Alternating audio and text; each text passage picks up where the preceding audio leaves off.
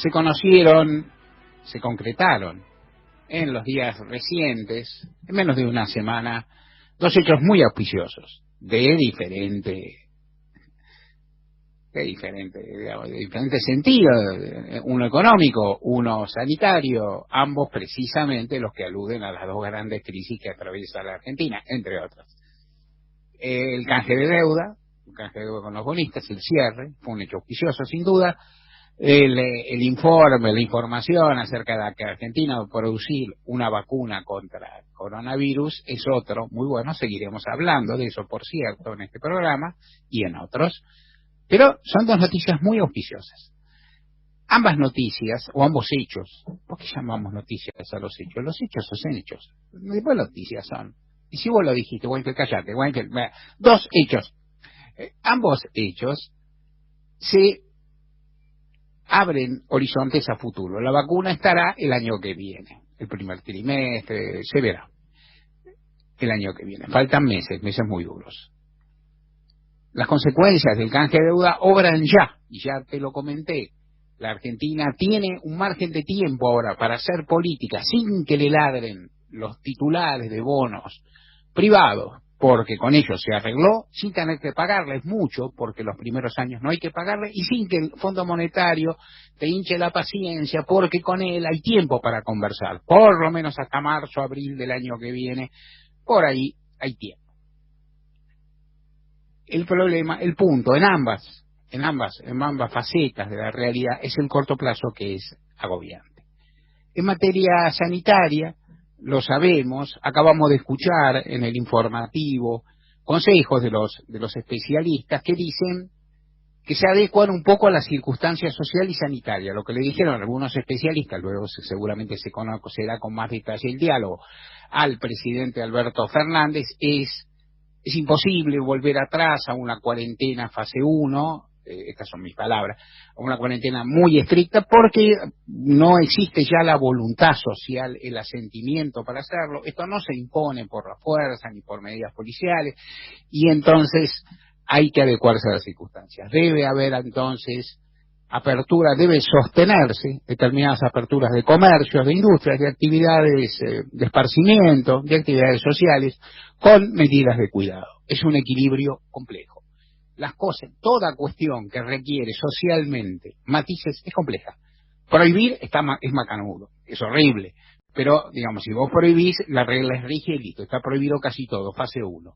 Está permitido casi todo, fase 5. Bueno, estamos en otra situación promedio en el país de la Argentina. Entonces hay que verlo y hay que esperar del conjunto de la población conductas prudentes, siendo que tienen más posibilidades de ejercitar conductas imprudentes. ¿Lo que tenemos? Es muy difícil. Si no hubiera un grado de prudencia social, ayer nos lo explicó bien Jorge Aliaga, no hay motivos para suponer que se va a aplanar o va a bajar el número de contagios.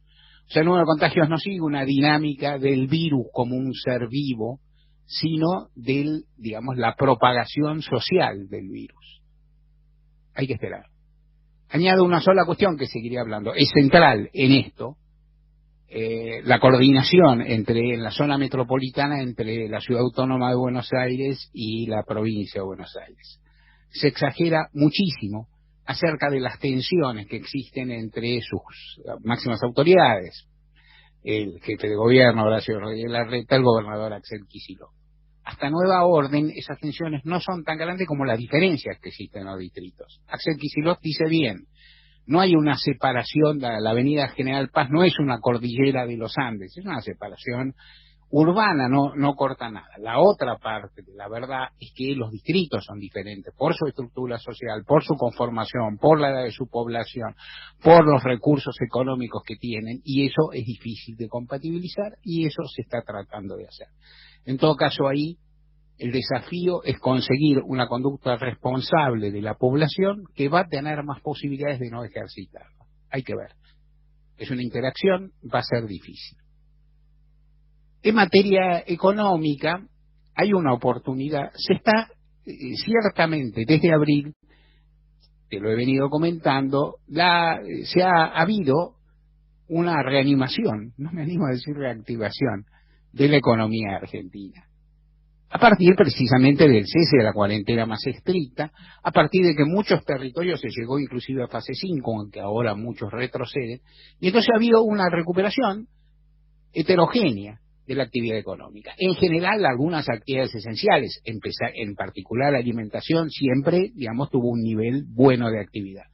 Se recuperaron otras cuando se empezó a mover la llamada líneas blancas, por ejemplo, los artículos electrodomésticos que son de primera necesidad, algunos artículos electrónicos, dadas las consecuencias, dadas las circunstancias, perdón, indumentaria también. ¿A cuánto se llegó más o menos, según indicó el Instituto Nacional de Estadísticas y Censo? Al 53,8, casi 54% de la capacidad instalada. Quiere decir que hay más de un 45% de capacidad instalada, de fábricas, de empresas, de industria, que están ahí, que podrían producir y que no producen. El número impresiona. Te doy otro dato que también impresiona. Hace un año ese número no llegaba al 60. A ver si se entiende. En los buenos tiempos del macrismo, sin pandemia y sin todavía derrota electoral, no se llegaba al 60%. O sea, la recesión era feroz. En este contexto hay que ver cómo crece la economía con una serie de dificultades, entre las cuales existe una que es básica, que son los cierres territoriales de supuestas fronteras o los límites que existen en intercambio en toda la Argentina para prevenir contagios. Y que, para terminar, cerrando lo que no cierra este editorial, agrego que creo que es una de las claves para el cuidado de los habitantes de la zona metropolitana que pueden tomar sus autoridades, que seguir restringiendo el transporte urbano entre los dos distritos. Difícil avanzar sobre las conductas particulares, más allá de las campañas que podrían haber, y que me parece que hay pocas, de persuasión, de difusión y demás. Difícil avanzar sobre eso, pero limitar el transporte urbano, las idas, la vuelta, no sé quién lleva el contagio de qué lugar a qué lugar, y no importa tanto. El transporte urbano es un foco de hacinamiento y de contagio, y como tal debe ser restringido. ¿Impacta eso en el virus, en la transmisión del virus? Sí, positivamente. ¿Impacta eso en la economía? Sí, negativamente. Esa me parece que es una de las opciones que todavía puede ejercitarse